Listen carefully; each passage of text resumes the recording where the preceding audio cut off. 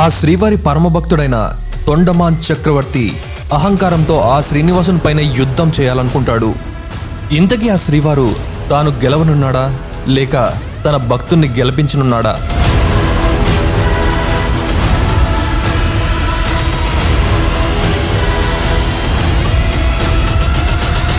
Sankranti double ధమాకా buy one get one offer. ఇప్పుడు మీరు మన యునైటెడ్ ఒరిజినల్స్ లో ఏ ప్రోడక్ట్ కొన్నా మరో ప్రోడక్ట్ ఉచితంగా లభిస్తుంది. కేవలం సంక్రాంతి ఫెస్టివల్ సందర్భంగా 14, 15, 16వ తేదీల్లో మాత్రమే ఈ లిమిటెడ్ బిగ్గెస్ట్ ఆఫర్. మరింకెందుకు ఆలస్యం, వెంటనే www.unitedoriginals.in కి లాగిన్ అయ్యి మీ ప్రొడక్ట్స్ ని ఆర్డర్ చేసుకోండి, లేదా 9959953006 నంబర్ కి కాల్ చేసి ఆర్డర్ చేసుకోగలరు. ఈ సంక్రాంతికి మా ప్రొడక్ట్స్ మీ ఇంట్లో. సంక్రాంతి డబల్ ధమాకా.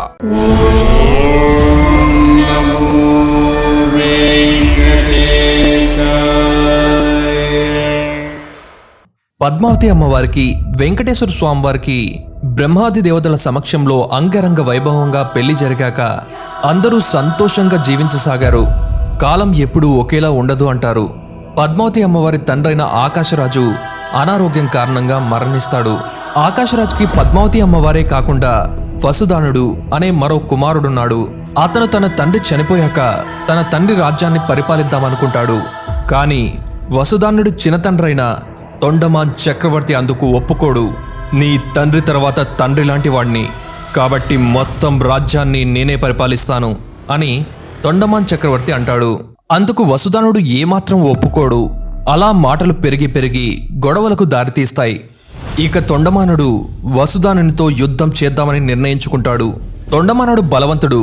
అతన్ని ఓడించలేనని తెలిసి వసుదానుడు తన అక్కైన పద్మావతి అమ్మవారి దగ్గరికి పరుగు పరుగున వెళ్ళి జరిగిన విషయం అంతా చెప్పి యుద్ధంలో తాను గెలవాలంటే శ్రీనివాసుని తన వైపుగా యుద్ధం చేయాలని అక్కతో మొరపెట్టుకుంటాడు.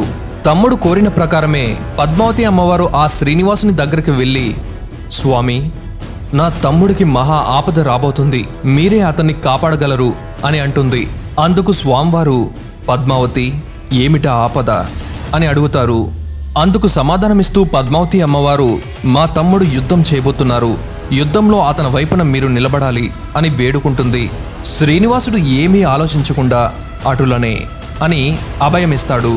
ఇంతకీ యుద్ధం చేయాల్సింది ఎవరితో అని స్వామివారు అడగ్గా అమ్మవారు, ఇంకెవరు, మీ ప్రీతమ భక్తుడైన తొండమానుడితో అని అంటుంది. ఆ తర్వాత తొండమానుడు స్వామి దగ్గరికి వస్తాడు. స్వామి, నేను యుద్ధం చేయబోతున్నాను, మీరు నా వైపున నిలబడాలి అని అడుగుతాడు. అందుకు చిక్కుముడిలో పడిన స్వామివారు, ఓ తొండమాన్ రాజా, నేను వసుదానుని వైపు యుద్ధం చేస్తానని మాట ఇచ్చేశాను. నేను మాట ఇచ్చేశాక తప్పనని నీకు తెలుసు. నీకు మరేదైనా కోరిక ఉంటే చెప్పు, తీరుస్తాను అని అంటాడు.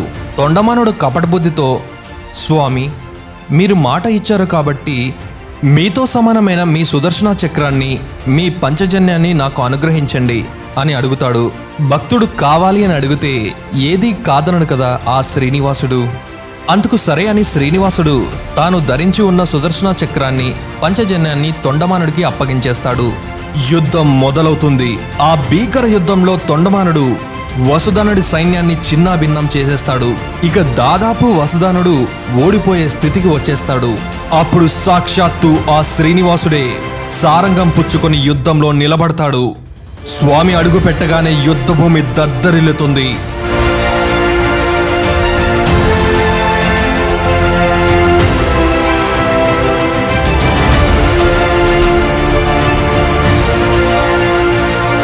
ఆయన కన్నెర్ర చేసి నిలబడగానే ఆ చూపుకే తొండమానుడి సైన్యం భయంతో వణికింది.